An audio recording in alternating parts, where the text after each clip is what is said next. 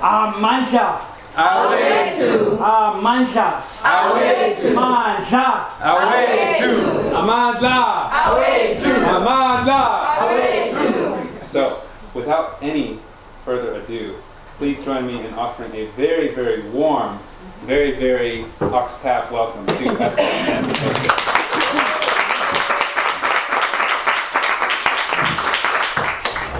Thank you. Greetings, everyone. It's good to be here, and thank you to Oxpath for inviting me again to share some thoughts and ideas and perspectives with you.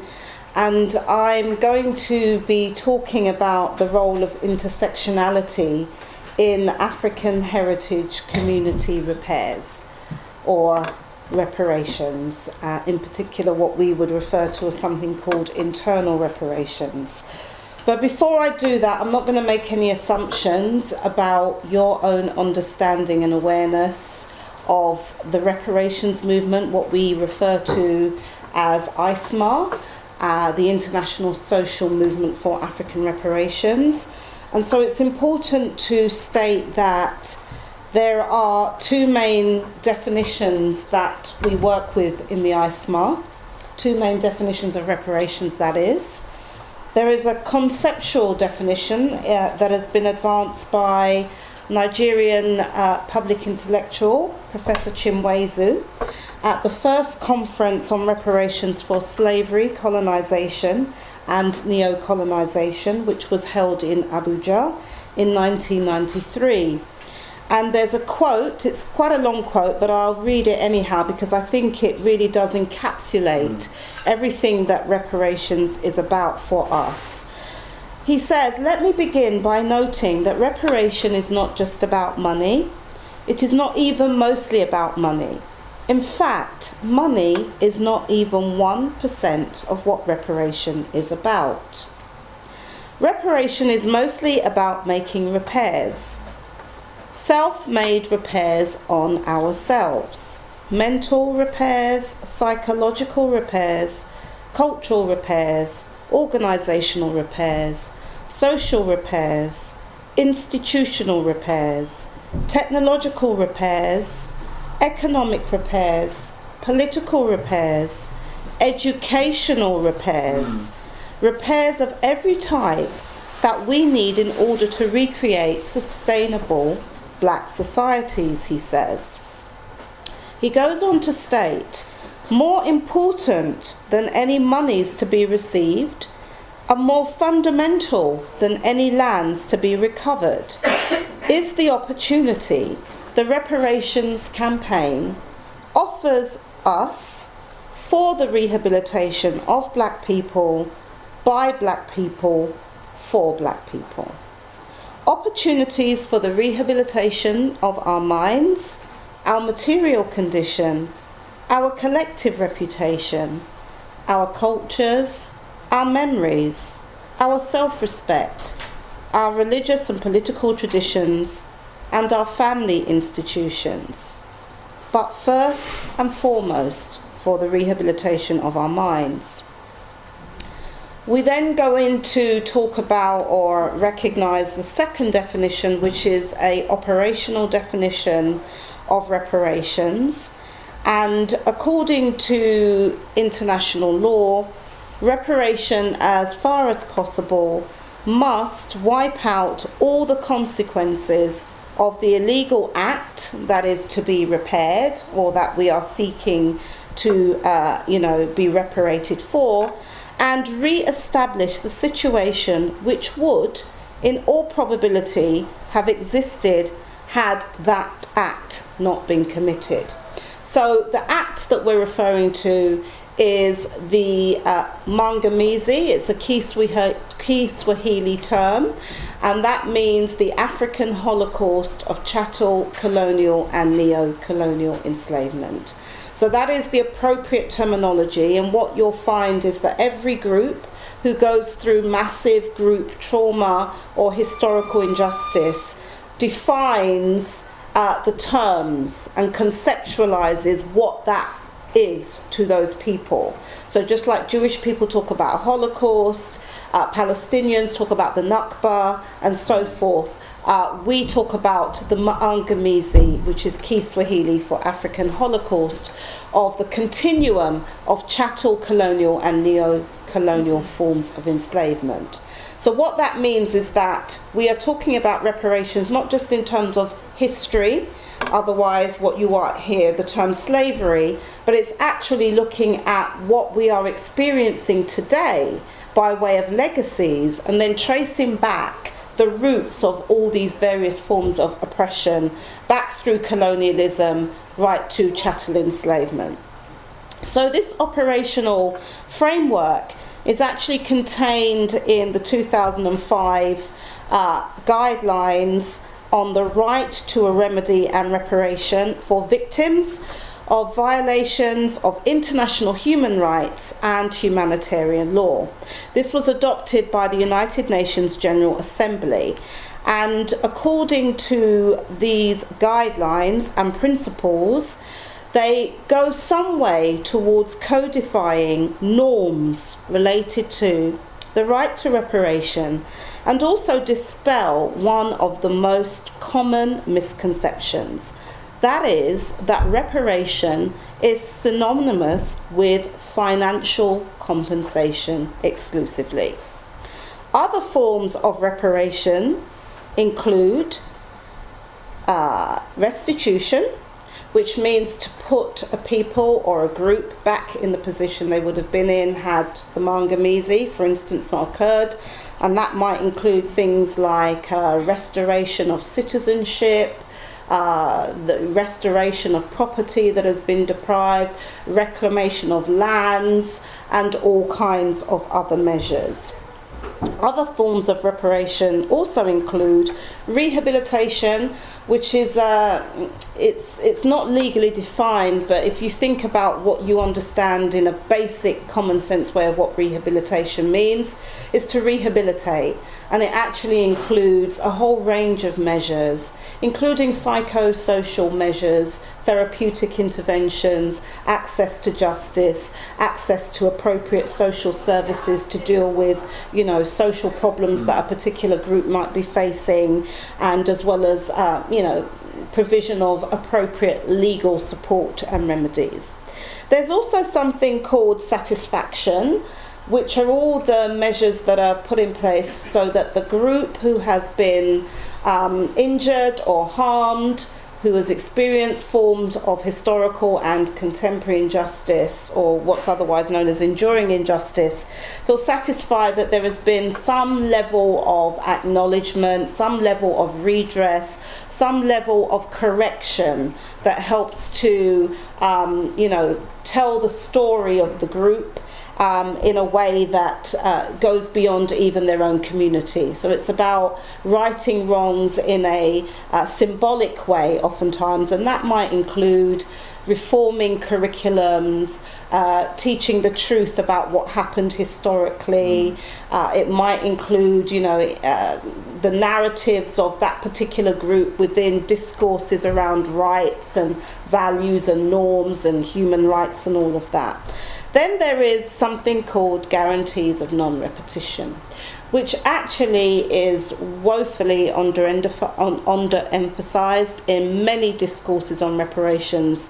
But for me personally and politically, and many people that I work with in the movement for reparations, it's the most important, because guarantees of non-repetition are all the measures that we put in place to ensure that what has happened before never happens again. And quite clearly, the fact that enslavement still exists means that we are far away from creating a world system where not just African people and people of African heritage don't get enslaved, but all other human beings are not subject to forms of enslavement and deprivations of their liberty. And guarantees of non-repetition in the ISMAR context of the International Social Movement for African Reparations include notions such as a United States of Africa, for instance, but not the one that the current leaders of the AU, the African Union, are talking about by kind of having a sort of AU modelled on the EU. It's actually something far more radical, far more transformational, and goes back to African conceptualizations of governance and state building. And so there's a concept out there, a framework, which is Ma'at Ubuntu.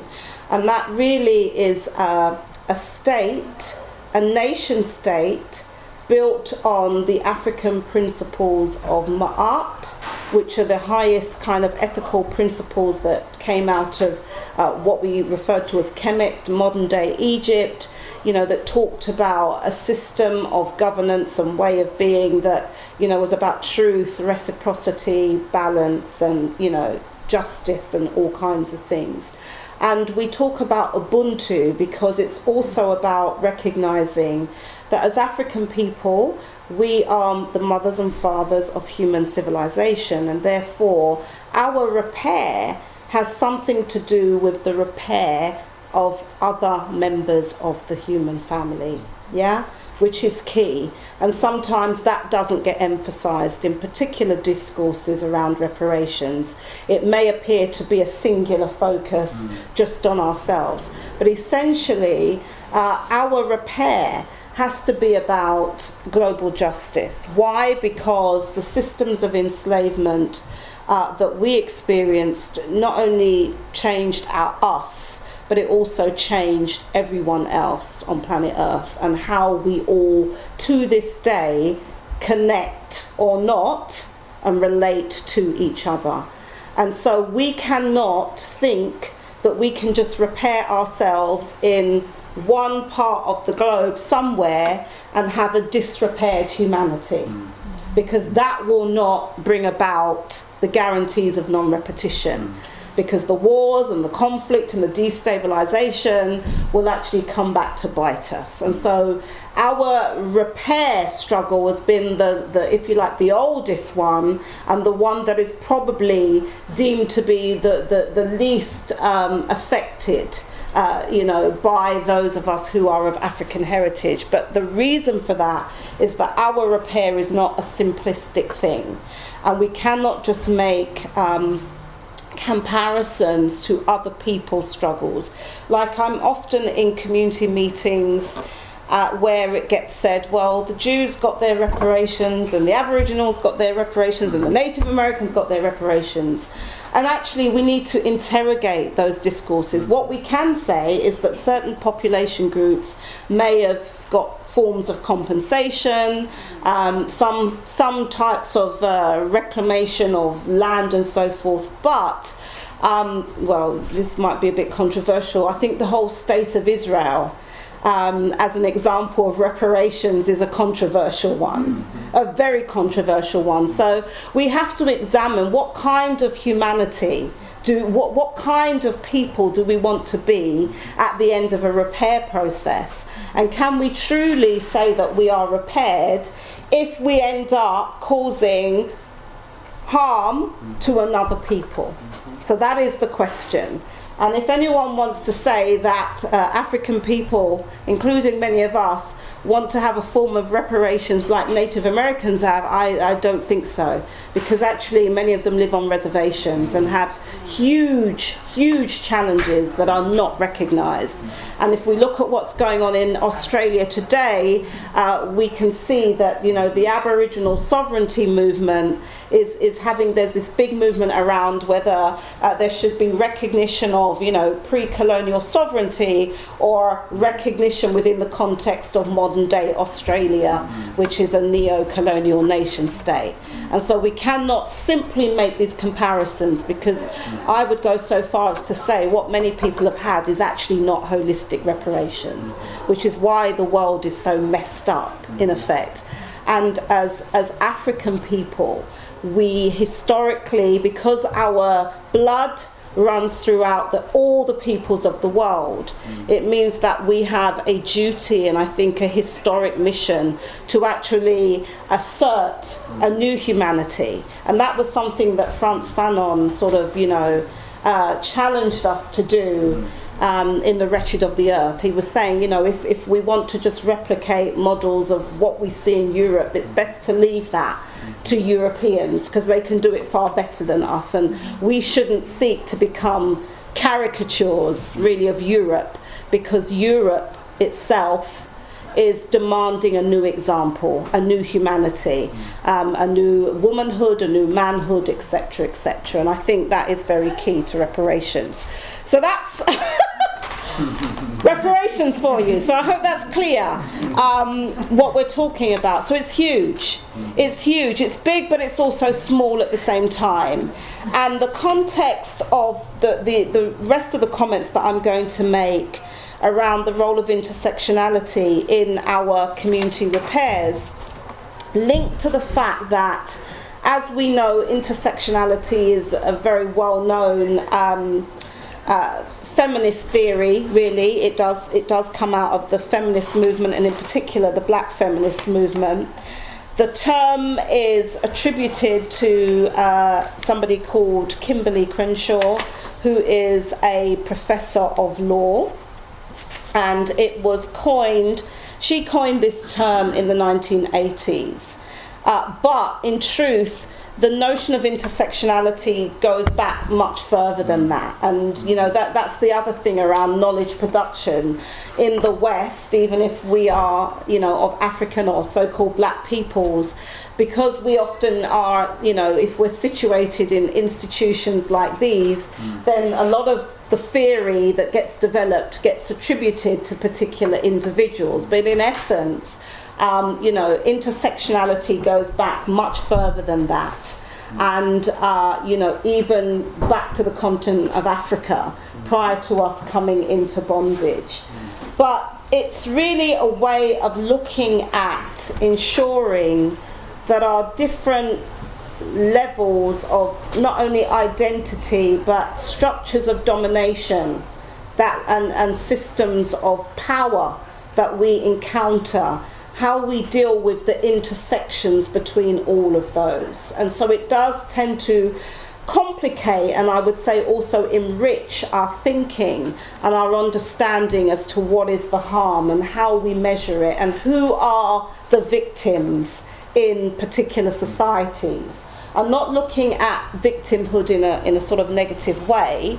When I talk about victimhood, I talk about it from the perspective of law, which recognises an individual or a group of people who have experienced particular harms. And so victimhood is a way of identifying a problem and seeking to actually, transform that problem into a different reality.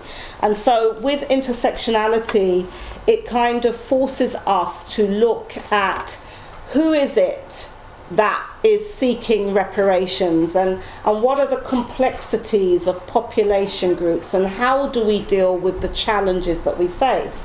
So most of us kind of relate to intersectionality on the basis of, layers of identity, race, class, sex, gender, ability or disability, socioeconomic status, sexual orientation, and so forth. And that's the way in which the theory has tended to, be utilised. But it goes much more beyond just our individual layers that we might claim, but also looking at the systems, as I said, and structures of domination and oppression. And so when we're looking at enslavement, we're not looking at it in a singular way. We're looking at the intersections with colonialism, imperialism, and how does that manifest and begin to shape the various people in a society. And that's really what we need to think about. And so we don't get into these never-ending individualistic debates around I'm oppressed more, which is what intersectionality kind of can descend into, and it's very popular, but it has many, I think, critiques also. And one of the critiques that I particularly like comes from another professor, Andrea Smith, and she's a Cherokee Indian scholar, feminist scholar as well, and she actually critiques the metaphor of intersectionality that has been advanced by Crenshaw and others as having what she calls an additive ring. And she says that it sounds as though we can account for complexity by just adding more roads through an intersection, because that's how it sort of tends to be distorted. She says actually that this may result in cases where intersections makes one group experience of violence visible while distorting or erasing another's.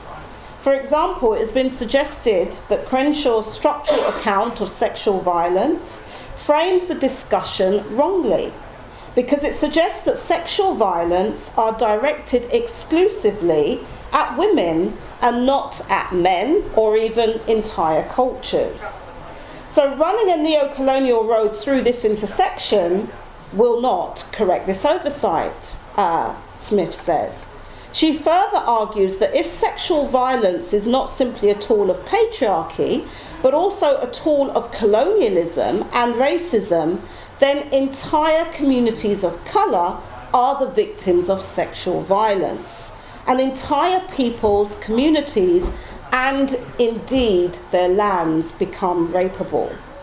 So Crenshaw has been criticised for failing to respond to the perspective that for Aboriginal, African and other indigenous peoples, sexual violence is not just a tool of patriarchy or white supremacy, but also a tool of genocide. So that's just one example of the challenges that we face. And we felt, in the movement, if we best want to address issues of intersectionality, which actually are quite important, the framework that we have to do that is within what we call community repairs or community reparations, meaning that we have to re-envision what our communities are, who makes them up, what it means to be a citizen of a particular group or a country or a nation, what it means to be part of a people. And we need to re-envision our humanity in such a way that we can be much more inclusive of those people, groups and individuals who may be at the various intersections. But it cannot be done outside of that. And so we can't take this neoliberal phase of individualism and think that my rights must trump yours because I'm more oppressed than you, because I've got 3 ticks and you've only got 2. We've got to look at what is the impact on this on communities and on nations and ultimately peoples. Yeah? And we have to look at what is the struggle, what is the primary struggle. And we can't really see what the primary struggle is unless we begin to identify what is the harm. And so when I talk about the Mangamizi, the harm that we're talking about is going through 3 phases, as I've said: chattel enslavement, colonialism, and neocolonialism. Yeah? But those are just words, and actually I have a whole list of all the harms and all the crimes and all the violations that occurred under those 3 phases. So if we look at, say, the chattel slavery phase, what we saw, and these are some of the harms that have to be repaired, that we're still living the legacies of, experiencing it today. There was, for instance, the imposition of the papal bulls of Nicholas V, the Dum Diversus of 1452, Romanus Pontifex of 1455, and Pope Alexander VI, the Inter Cetera Divinae in 1494.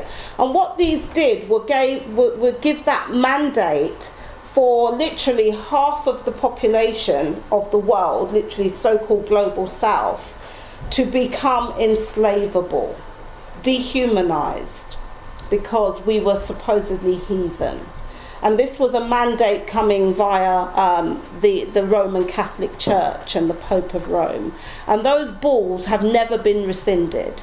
And so that was part of what was used to go and colonize and pillage the Americas and to deprive people who were actually in existence of their lands and their right to that. And that has never been repaired, and we're still feeling the effects of that. And the whole notion about Australia being, not populated by people, and the indigenous peoples of the Australias being, considered as fauna up until literally the 1960s, was part of that problem.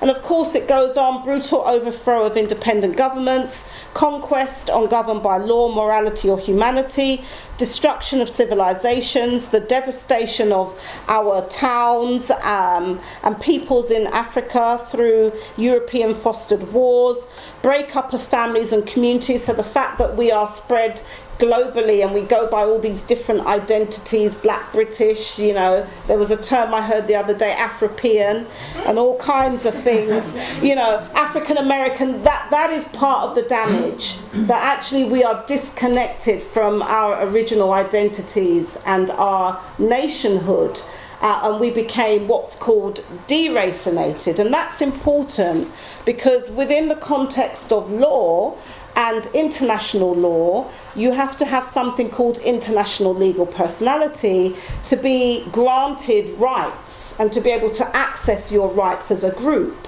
Now, outside of a recognition that you belong to a group, then it means that what we're left with is the individual rights paradigm. And when we're talking about huge levels of systemic abuse and injustice, we have to move beyond individual rights.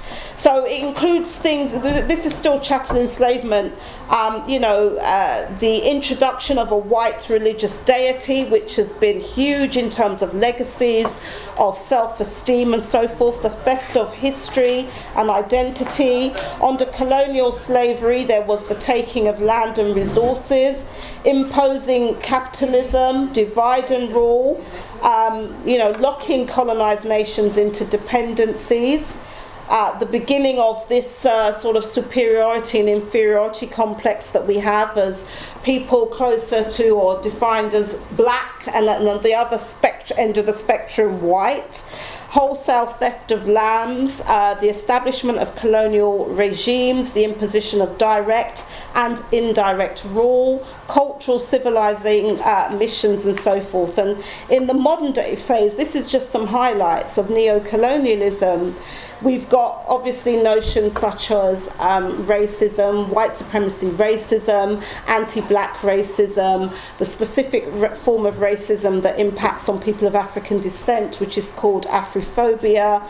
We've got failed states, we've got the creation of what we call debt trap Bantustans, mistakenly labelled independent African and Caribbean countries, the maintenance of inferior schooling, racial profiling, police and military brutality, destruction of our indigenous economies, and all kinds of post-traumatic slave and colonial syndromes. So that is the context of the harm. And when we're looking at how we repair the harm, then we will see we cannot go straight to a simplistic notion of just pay us the money. For all the legacies of just a few of those things that I've mentioned, the harm has to be repaired in a transformative and a holistic way. So some of the issues that have come up within the reparations movement that I think really bring to the fore the need for intersectionality is this point that I've been speaking about on, who is classified a victim, who are the legitimate victims, and who is defining and speaking to what the harms are. And unfortunately, a lot of the time it tends to be men, even within our movements. And, last year, in between 2013 and now, there have been women within the reparations movement and probably on the margins of the reparations movement who have been pushing for recognition that women as a group have been harmed differently to men. and that some of the legacies of enslavement that we need to talk about are uncomfortable ones, like the legacies of sexual violence and sexual harassment and rape, and how stereotypes around the hypersexuality of black men and also black women are still prevalent today, and how that continues to harm and make people see us in a particular way. And there was a group of women actually coming out of St. Vincent and the Grenadines who launched 2 petitions around this and challenged, the CARICOM governments, which are the governments of the Caribbean, to begin to take up this issue of intersectionality by recognising women victims. And the reason this came about was because one of the chief advocates of reparations, and actually still is, who is the head of state of St. Vincent and the Grenadines, is also somebody who was accused of sexual assault against black women. And women in the movement raised this as a contradiction and were saying we cannot have somebody who was accused, was not convicted, but was accused, and there's been all kinds of legacies of those accusations, be the one to be representing and negotiating around the rights of peoples of African Caribbean heritage in the Caribbean. And more recently, there's been a group of women who initiated a statement at a recent summit in New York that took place in April, where there was something called the North American Reparations Commission was formed. And they basically say that without equal male and female involvement in the reparations movement, that there can really be no reparatory justice. And they basically condemn the negative behaviours and actions that they say continue to plague many Pan-African black reparations related movements that we see in our conferences. And they particularly call out what they say is the willful disrespect, marginalisation, exclusionism, intellectual warfare, internalised sexist terrorism, misogyny, pathological patriarchy, and genocidal violence against African women anywhere and everywhere, particularly even within the organisational and institutional frameworks of these organisations, including summits, congresses, conventions and conferences. So coming on then to my conclusion, because of time, I think that the points that I wanted to really leave you with, especially those of you who are students here at Oxford, is to also interrogate your role as students and how you utilise your time here. And so I'm quite aware of what's been going on. I'm aware of Rhodes Must Fall and other campaigns, and of course the unification that we're seeing amongst the various student societies here, the Black Students' Union, African Caribbean Society, obviously we've got the Pan-African Forum as well. But I'm also sort of challenging you in terms of how much are you engaged with community? Your own communities, our communities, because even though we may come from distinct communities, part of the reparation and the community repairs, certainly for those of African heritage, which includes Africa, the continent, and the diaspora, so that's people of African descent across the globe, and you can go into any region of the globe and find people of African descent historically through all the various peoples and populations. But how connected are you to the campaigns that our communities are waging? And how are you linking with these various campaigns? And right now, for me, one of the biggest campaigns is the reparations movement, and it's one of the most holistic, because as the definition of reparations that I gave out in the beginning shows, whatever you're interested in, educational repairs is how I would classify some of the work that you're trying to do here. Whatever it is you're interested in, there is a dimension of reparations organising and activity that will accompany that.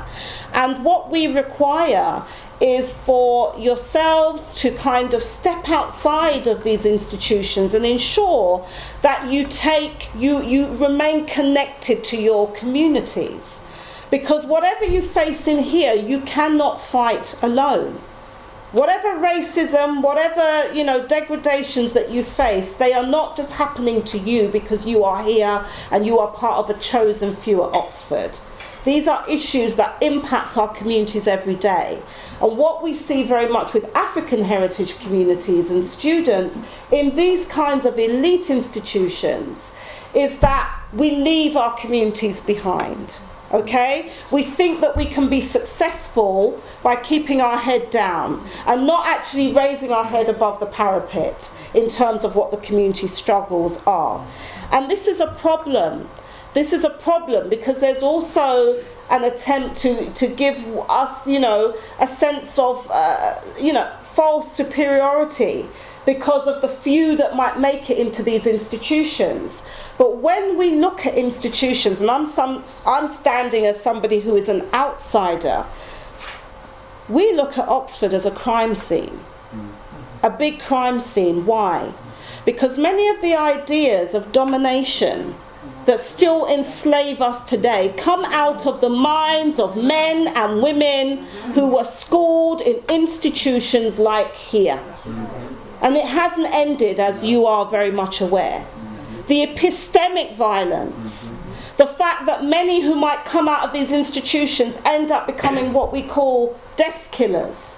The fact that we can be working for multinational corporations, and this Africa conference that you had the other day, I'm aware that part of what was being promoted was big business, yes?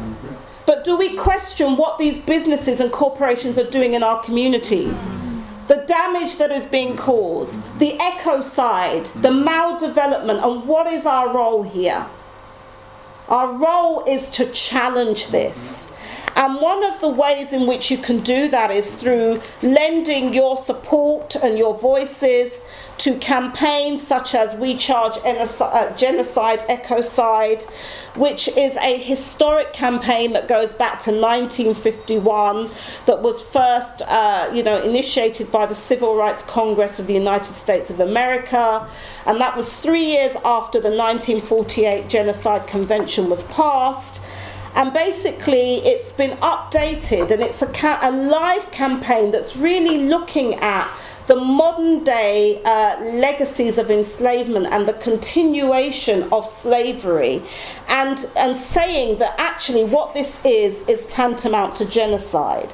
Now, genocide, most people think it means, just exterminating a group of people, and of course there are extreme examples like the Jewish Holocaust and including historical enslavement against African people and Rwanda. Those are the kind of typical scenarios that we have. But genocide means any of the following acts committed with intent to destroy, in whole or in part, a national, ethnic, racial or religious group, as such killing members of the group, causing serious bodily or mental harm to members of the group, deliberately inflicting on the group conditions of life calculated to bring about its physical destruction in whole or in part, imposing measures intended to prevent births within the group, and forcibly transferring children of the group to another group.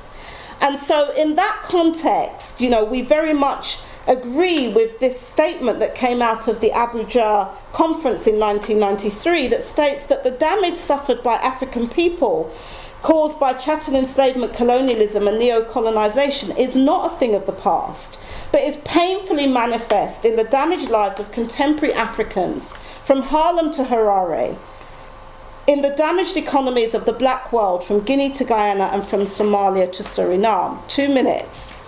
And in this We Charge Genocide, Ecocide petition and campaign, we modernise what we say this genocide is. And I just want to read to you that the 12 pillars to that. We say that the genocide is evidenced by the following. 1, the dismemberment of African people's sovereign peoplehood. in familyhood with our kith and kin in other African heritage communities throughout the continent and diaspora of Africa. 2, the enduring legacy of epistemic, physical, structural and racial violence, including reproductive and sexual violence against women and children, and the totality of all that we see as Mangamizi violence. 3, the denial of Black and African Mother Earth, otherwise referred to as Nana Asase Ya, human and people's rights to national self-determination as an oppressed people. 4, the expanding health, medical, prison, psychiatric, economic, development, academic and military industrial complexes. 5, brutality by police and security agents, including deaths in custody. 6, unemployment and malemployment. 7, menticide of African heritage youth and adults through the state miseducation system, and I would include what happens here. 8, racist immigration patrols and policies. 9, extractive industries, free trade agreements and privatization schemes, including private finance initiatives, public-private partnerships and economic partnership agreements of the European Union being forced on African, Caribbean and Pacific countries. 10, the proliferation of HIV, AIDS, Ebola and other bioweapons of mass destruction. 11, the denial of genomic, food and seed sovereignty by enforcing GMO products resulting in nutricide.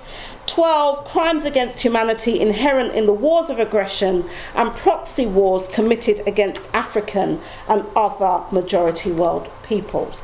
So there is that campaign. There is also the mobilization towards the historic Emancipation Day, which is the 1st of August every year, Reparations March that we had in London last year. And we said this would be an annual march where we would keep marching to demonstrate to the world that the reparations cause is not going away. And this year, we have solidarity marches taking place in North America, in the Caribbean, in other countries in Europe, and 9 countries in Africa.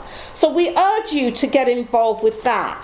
And why are we marching? Because we have this petition and campaign, and part of what we want to use it for is to raise consciousness to our people about the fact that we can't keep going off in all these disparate campaigns, Black Lives Matter, or some people have reframed it, African Lives Matter, then it becomes all human lives matter. Every time something happens to us, we react spontaneously, 100 different directions.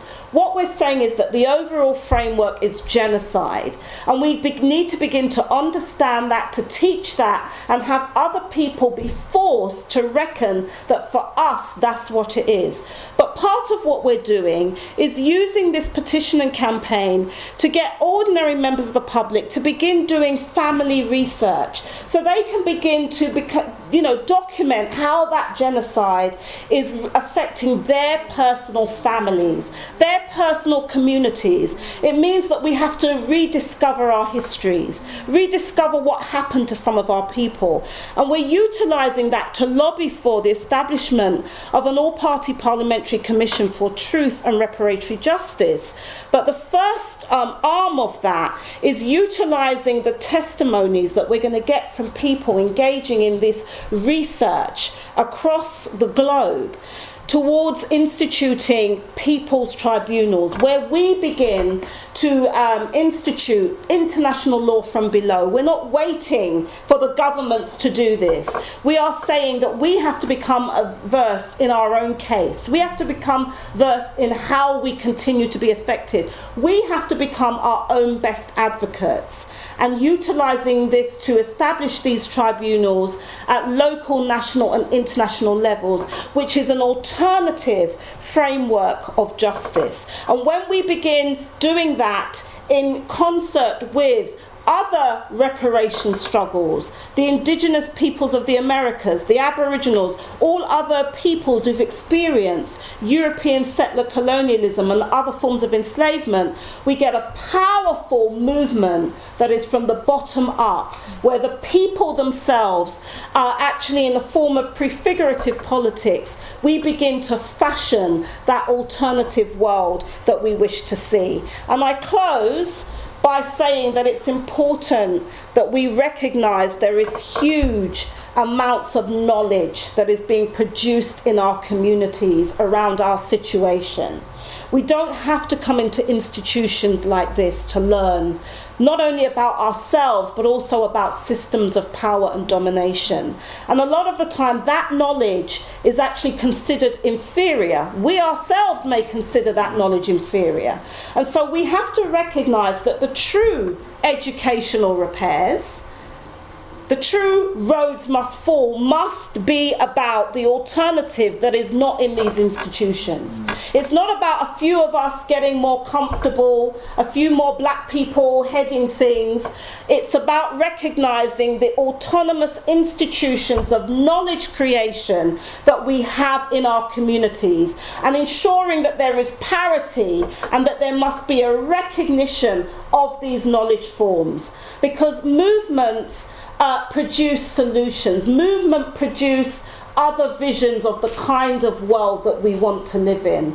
And the reparations movement is no different to any other movement. We already have that vision of change. And so I would encourage Oxpath to get involved with the ARCOP that you mentioned at the beginning, the African Reparations Transnational Community of Practice, because we really do require all of our minds, whether people are African or not, doesn't matter where you're from, but you have a connection to this history.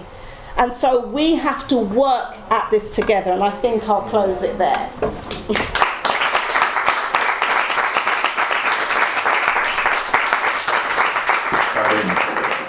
I'd like to start.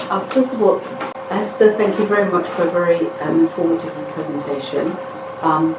Firstly, when are you going to write your book? We all look forward to reading it. Secondly, you mentioned about the 1st of August. It might be useful to kind of just share some details as to where it's going to start from and so on and so forth. Sure. And the third thing was around the actual the reparation organisation you mentioned. As to, from memory, is it the second Tuesday of every month there is a meeting in London? I'm just thinking if people want to kind of actively get involved directly, I just thought it might be useful to share. I'll address that. Yeah, let's take a couple more comments, questions and/or comments, and then we'll have Esther come in. I was wondering what, not to make it esoteric, but what the women in the room thought we could proactively do, especially in feminist spaces, to address things like the hypersexualization of the black female body, because women, I think it's very. I think it's kind of naive to think that this still happens in like a male-female binary. It doesn't. Women, and this isn't just white women or coloured women, all women of colour are guilty of also buying into that hypersexualisation and then wanting to look a certain way. We've got everyone from the Kim K's to the J-Lo's trying to emulate something that their body does not do naturally. And I wonder, I mean, this isn't a conversation that we're having in feminist spaces at all, I don't think. And I wonder how we would do that. How do we, I just thought I'd throw that out there. I don't really have a question, I guess just a general comment. I specialised in Native American history, so I thought it was really, really fascinating and important what you were saying about how people can kind of amalgamate reparations, just like, oh, we solved it with the Native Americans, we solved it with the Aboriginals, as if kind of that is reparations and that has been the solution. And I liked the nuance that you really brought to the debate, that it's not just about money, that it's a whole mentality, it's a whole psychology to it, and psychological damage, even systemic historic damage that it's done, and that reservations haven't solved it. So I just thought that was interesting. Why is this overriding need for people from the African heritage to have a common identity, because I think that's one of our greatest challenge. I mean, you tossed around the African American, the Afro-Caribbean, the Black British, and so on and so forth. And that for me, I think, is something that we need to pin down and resolve within ourselves before we can go forward with even the reparation argument. Because who are we repairing?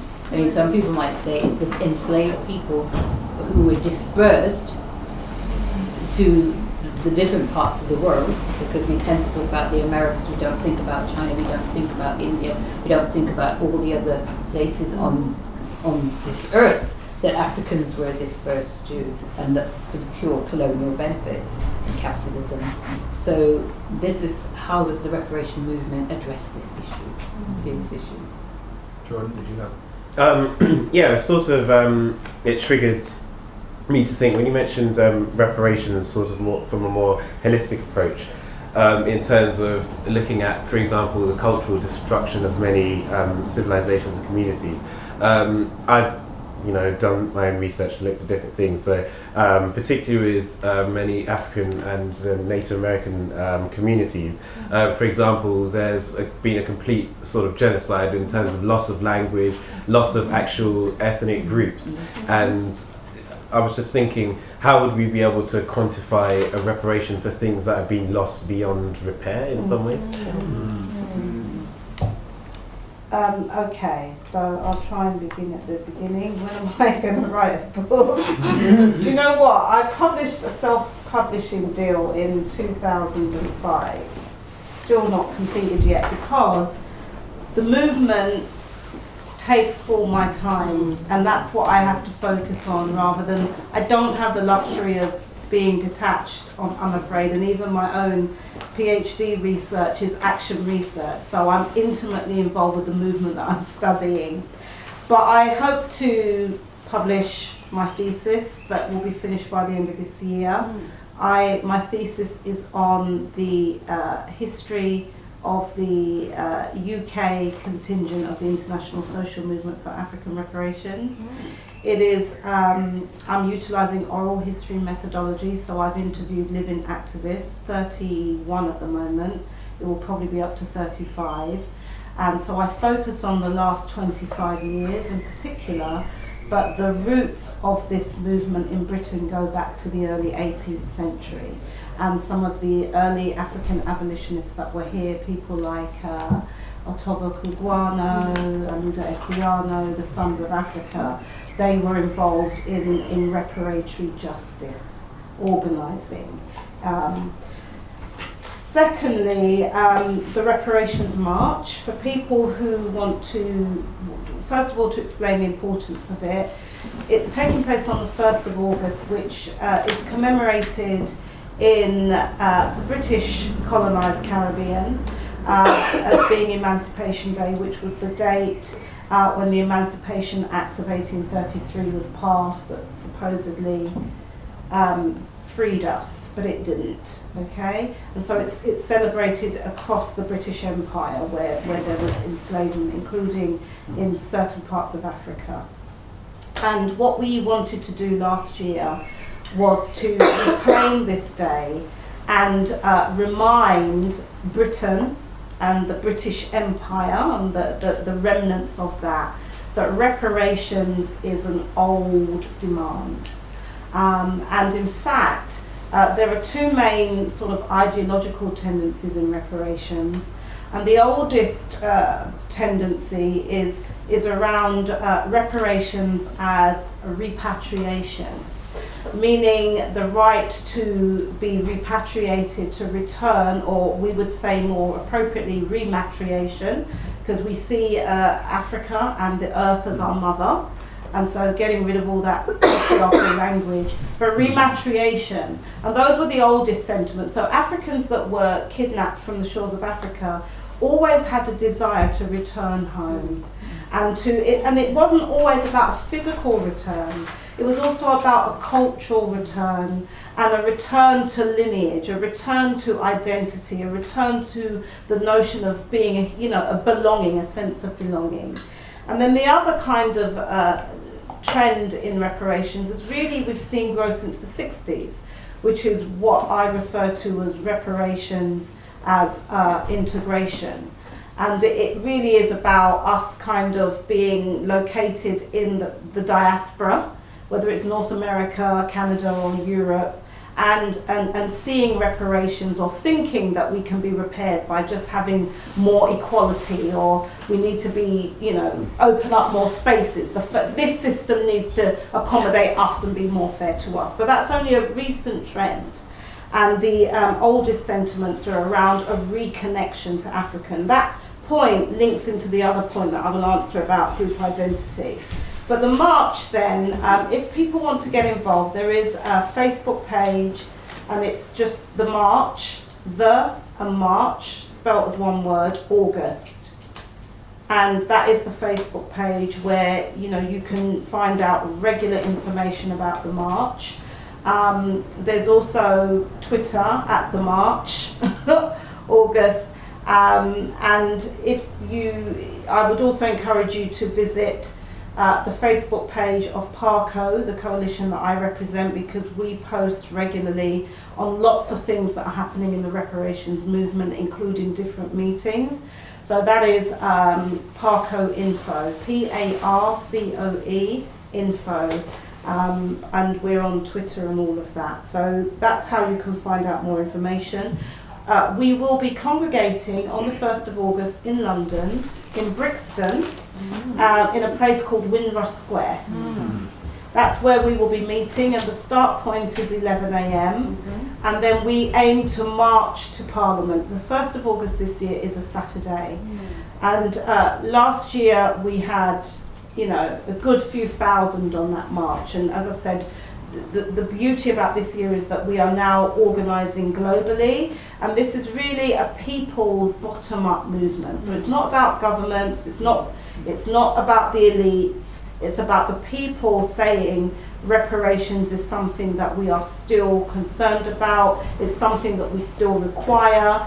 And when we think about the language, you often hear, pay reparations, but we are changing the language to affecting and securing reparations, because as people who have been victimized, part of what oppression does, it disempowers that group, and it removes that group sense of self-actualization and agency.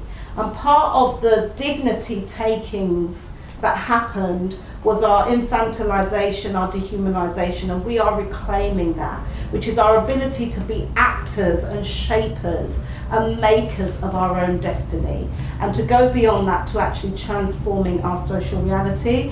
And so we have a new paradigm in the reparations movement, and we call it reparations enforcement, which is where we take back our power and our control, and we begin to model the kind of society and the changes that we desire, even say others should make. We begin to act and operate and organise and re-strategize and reformulate and re-engage with each other as though we're already in the process of transforming out the old world into the new one.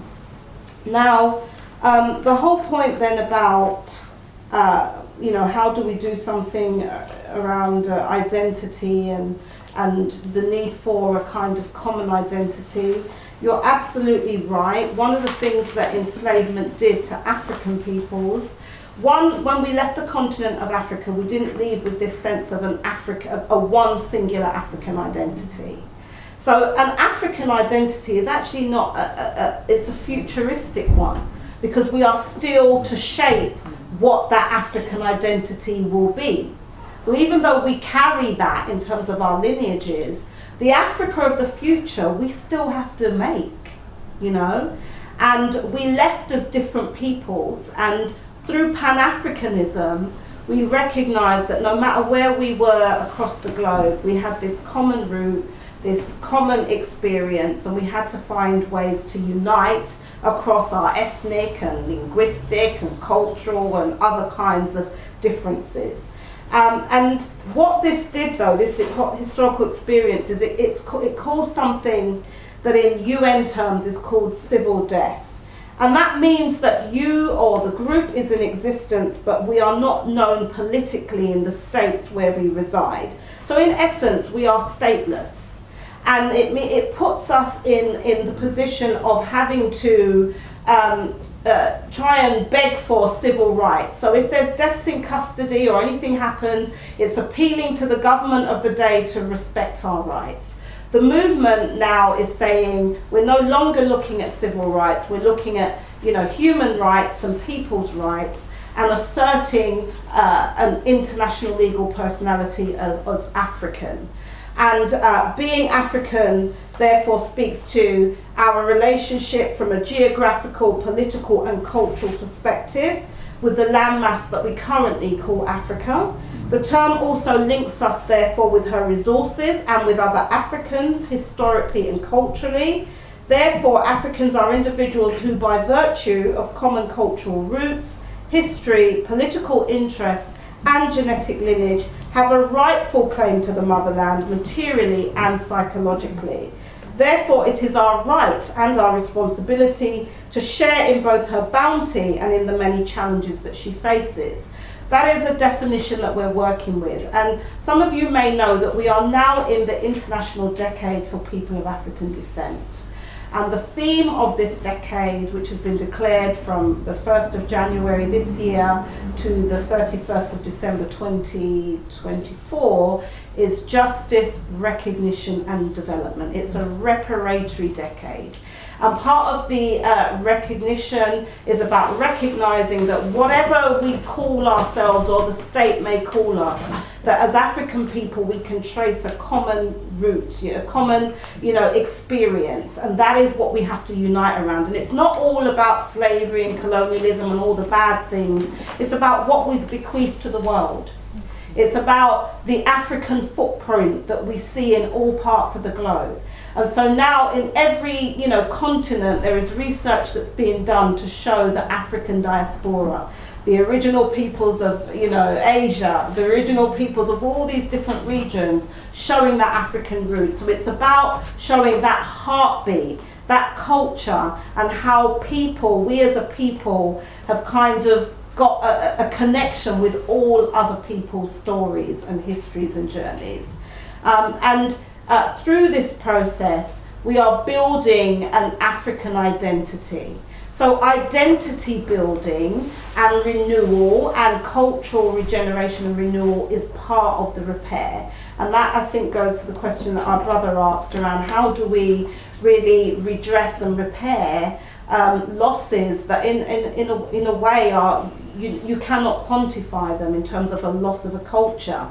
And there was a question that somebody asked in one of these studies I was reading. It was a reparations process in Colombia, and the question they asked is, how do we repair the loss of a future?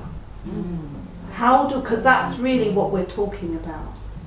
But in that, even though we are talking about genocide too, we have to recognize that genocide is not just always about physical extermination of a group. It's about making a group, it's about denying that group their humanity, reducing them so that they don't have a political identity, so they become minority ethnics, whereas we come from majority societies. And it's also about, kind of weakening that group through preventing them from forming alliances and identity and forms of organisation that can protect themselves. And it's also about therefore imposing what's called the oppressor culture, so that we become literally Anglo-Saxon clones. And these kinds of institutions are part of the machinery for doing that, in terms of the knowledge systems, in terms of what gets validated as being truth and whose reality. So these are some of the challenges, but despite that, there is a lot that we can learn from, and this is why it's important to have a global perspective and to learn from other peoples, because even though the international social movement for African reparations is a very holistic one, there's also a lot that we take from and we learn from other people's reparation struggles, and in particular people who classify themselves as indigenous or aboriginal, who for them it's not about pay us money. What they're talking about is the right to restoration of their culture, the right to form community, the right to develop their values and to kind of, have alternative ways of being and living and doing. And so that is what we are taking on board. And the International Social Movement for African Reparations is part of what's called the PRIM, the People's Reparations International Movement. So that is all other people's reparation struggles, because ultimately the changes that we desire to see will not just happen by African people alone. So if we're talking about a reform of the international economic system, the money system, the systems that are, causing the harm today, it's going to take a concerted effort of all these movements, the anti-globalization movement, the environmental movement, the trade justice movement. All of these movements have got various reparatory strands in them, and that's part of what we're doing. And it also includes around culture. It's about recognizing our tangible and our intangible heritage. There's a specific campaign within the African Reparations Movement, or International Social Movement for African Reparations, around restitution of cultural, sacred and hallowed property, such as the Benin bronzes that are not statues. They are actually part of our history that we have documented through these what would be classified as art forms, but they tell the story of a people and they go to the soul of a people. And so to have them incarcerated and locked down in European institutions is actually part of, for some peoples, literally ripping out our spirits and our heart. And so it's about translating those kinds of messages and sort of ensuring that people recognize that culture is a part of what we say is our incubation system. It's what protects us. Our culture gives us a certain amount of immunity and an ability to resist different forms of oppression. John? I just had a comment. I didn't really have any questions, but in the United States, we I feel like, Brian, you probably relate to me. Our Black Americans, we are very, very, I want to say materialistic in the way that we are very much trying to strive for this oppressive culture.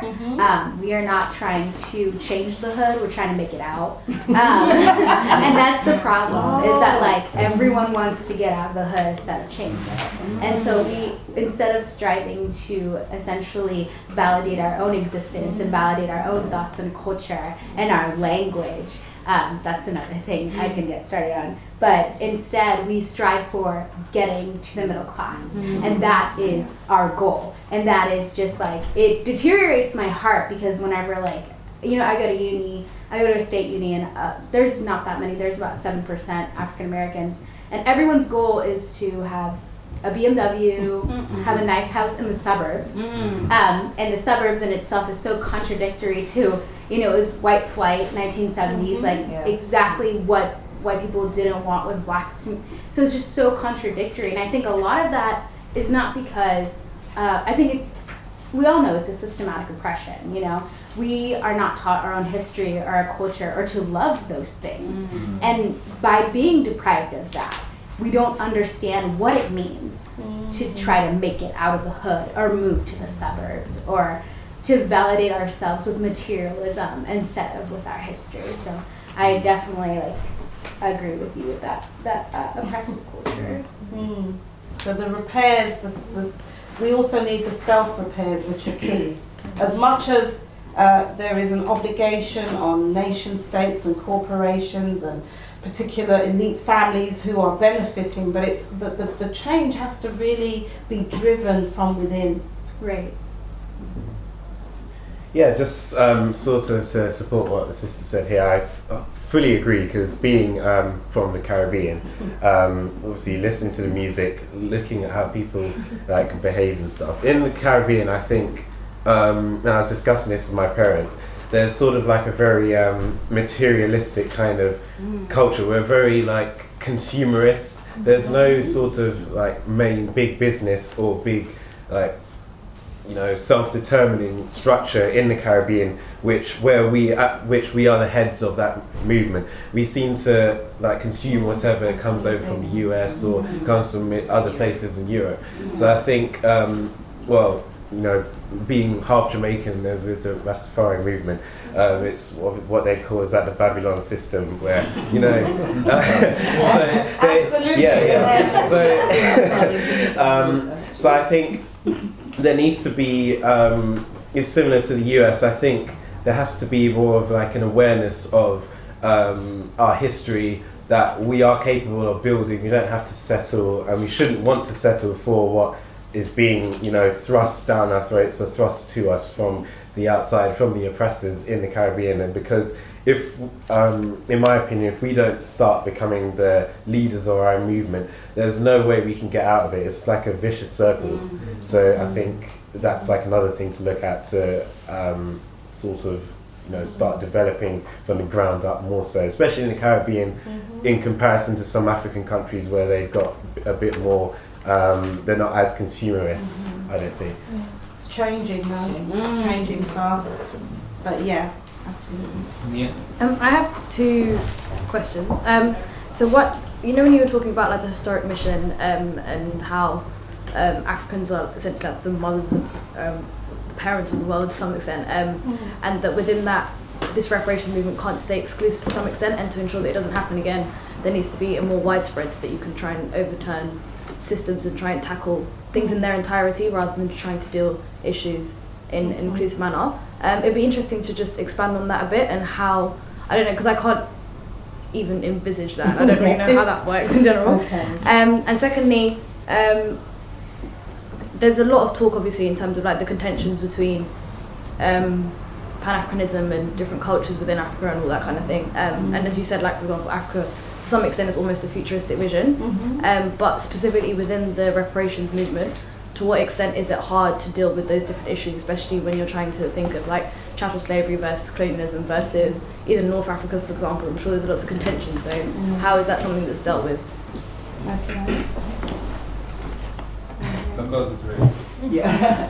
Yeah, I mean, it's interesting sort of listening to the conversation so far. Being a person from South Africa, where it's often assumed that certain African countries, well, you know, because we are numerical majorities, therefore we are somehow divorced from all these conversations about domination. And I'd like to debunk that, because I think being a numerical majority doesn't make you a cultural majority or an economic majority or a majority in terms of opportunity. And so I think a lot of African countries continue to be steeped in this sort of neo-colonial system that we exist in, and we don't challenge that because we think there are various devices that are used, you know. You've got your own government, right? I mean, like, why would you be talking about neo-colonialism? So I think there's something to appreciate about people of African descent globally, as you were saying, as existing within a particular system, and not an exceptionalism of saying particular majorities, well, particular minorities in the diaspora go through particular things that are not present in Africa. That was my first point. My second point, a very quick one. I've been thinking about Rhodes Must Fall throughout this, and particularly the Black Student Union, because so how you've described us in this sort of throughout the talk is through an African paradigm. So you've called us African, and at no point have you called us Black. And for me, I think, and for me, I think that is really interesting, because it's something that I've always insisted on, that I'm not Black. I mean, I think Blackness is not my identity, but it's an imposed political identity that says what I'm entitled to in a white supremacist society. So, like, I think there's something to be said about us reclaiming particular language in these spaces. And also, lastly, and this is a question now, how do you see the interaction of, if we are not black, if I'm right that we are not black, then okay, just to give context, so there was a big argument in the Black Student Union whether or not an Oxford Black Student Union could include particular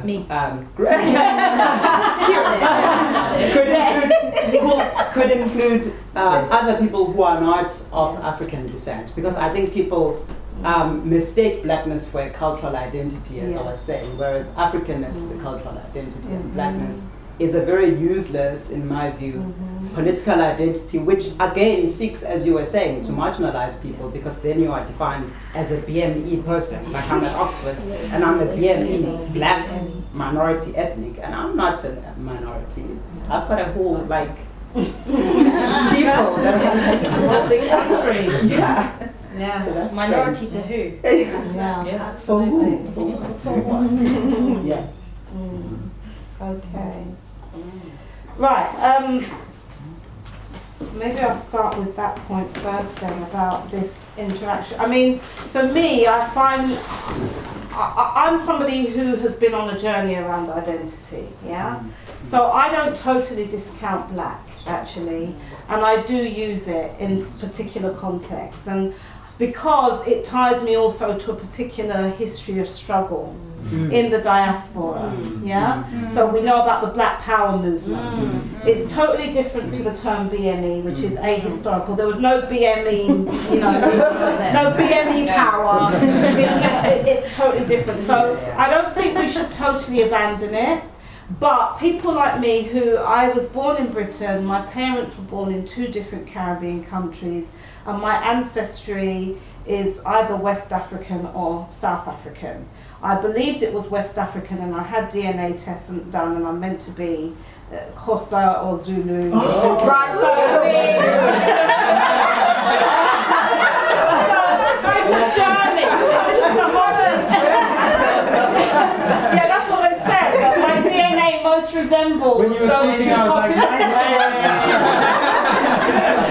But it's complex, right? It's complex. And in the UK, there's always this debate around, are we, especially people who are of African descent, are we black or are we African? It's a false debate, really.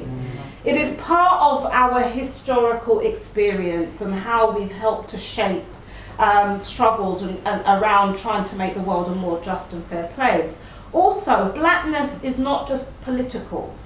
In Britain, it's developed in that way, this notion of political blackness, solidarity, African, Caribbean and Asian, it used to be said.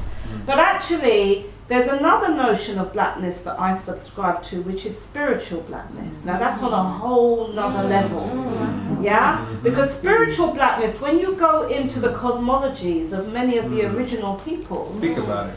They define their deities, the creative, it was about blackness, the black gods, India, we had the same thing in Africa, if we go into, we're using English with black, but if we go into indigenous languages, what I'm told in some even African indigenous languages, they call themselves as, black people. So when we use language, it translates differently. Also, we have to recognize that there is a struggle that has largely been led by who I would call people of African heritage, even if they don't call themselves that has influenced and ignited other struggles of black humanity. The Aboriginal people, for instance, call themselves blackfellas. I often wonder what's the term for the women, because you just hear about blackfellas as though there's no women. And they were very much inspired by the Black Power movement. And so I feel that there is also this spiritual blackness in terms of our cosmologies that predate this interaction with, you know, white supremacy, as though that was the beginning of our histories, that we do not want to lose sight of, because essentially the notion of spiritual blackness is really that which unites us in terms of this universal consciousness that many call creator or creatrix, yeah, divine intelligence, and so that's on another level. Yeah. But it is. But I do think, in terms of how language shifts, that we do need to assert a cultural identity and a historical identity that links us to land, language, and culture. So there's no black land in that sense.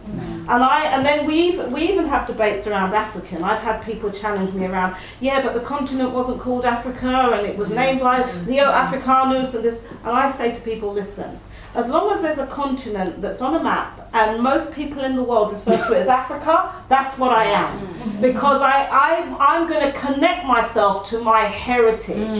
And actually, the dispossession of African people, even on the continent, is what we are seeing today, which links into our disempowerment. The fact that Europe and the rest of the world could not survive without our resources. And so part of the identity of being Africa is not just cultural and, you know, etheric, and it's material.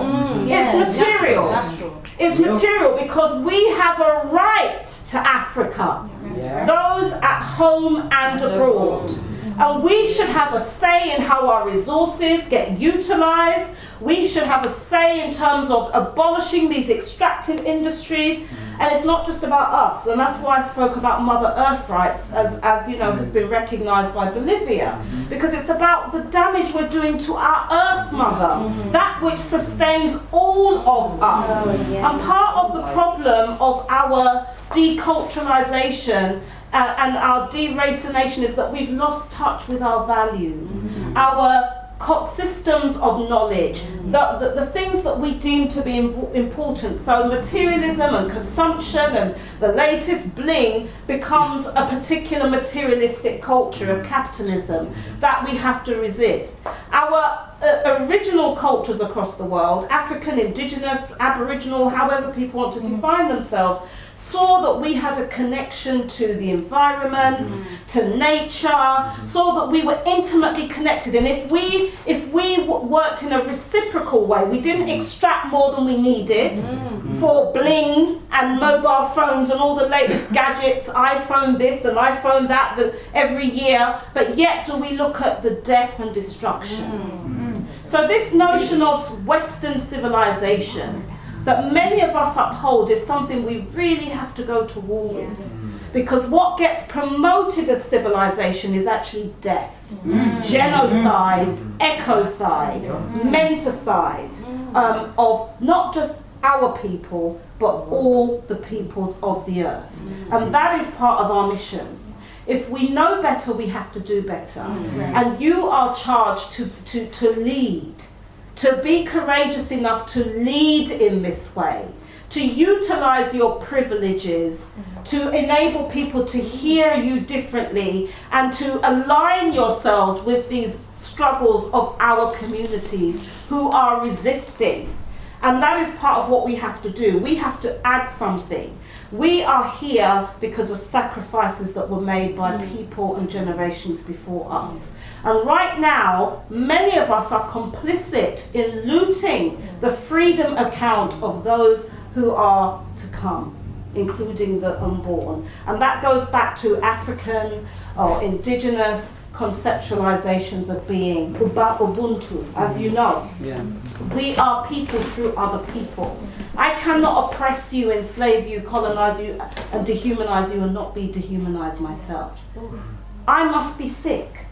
And so the repair, it has to be a total one. And that is challenging, going back to the question, how will this work?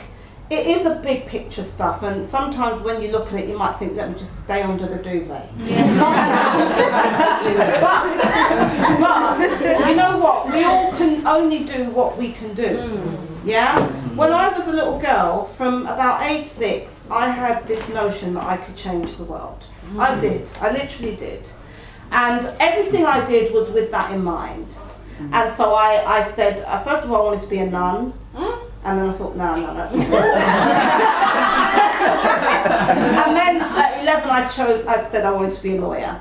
And my whole path was around combining a law, a legal path of legal education and training and vocation with education, teaching those who haven't been formally schooled in law around notions of justice. And part of that work is about engaging in communities, community development work from the bottom up, because that's where we can make those changes. And so it's about local organising. So wherever we are, we can do some of us can do big picture stuff, but there are also those who are doing the small picture stuff. And as long as you've got those minds that can link them together and help provide a framework, then it's easier. And we've begun doing this in terms of these approaches. So we've started initiatives, something called the Popular Civil Society Forum on Reparations, which is where we bring together representatives of different people's struggles all across the world, not only about enslavement and colonialism, but the Bhopal disaster and victims of Agent Orange and all of that, bringing them all together, and we dialogue with each other in particular spaces. And there was something called Spring Jar that was hosted by SOAS, working with us in the movement to share experiences of our different histories of oppression and how those legacies are living with us today. So there are initiatives like that where we're not waiting for the big leaders, we are already making those links. I mentioned the People's International Tribunal for Global Justice, which is an alternative court, okay? Because just like with the Jewish Holocaust, they didn't go to Nazi courts. They established something called the Nuremberg Tribunal.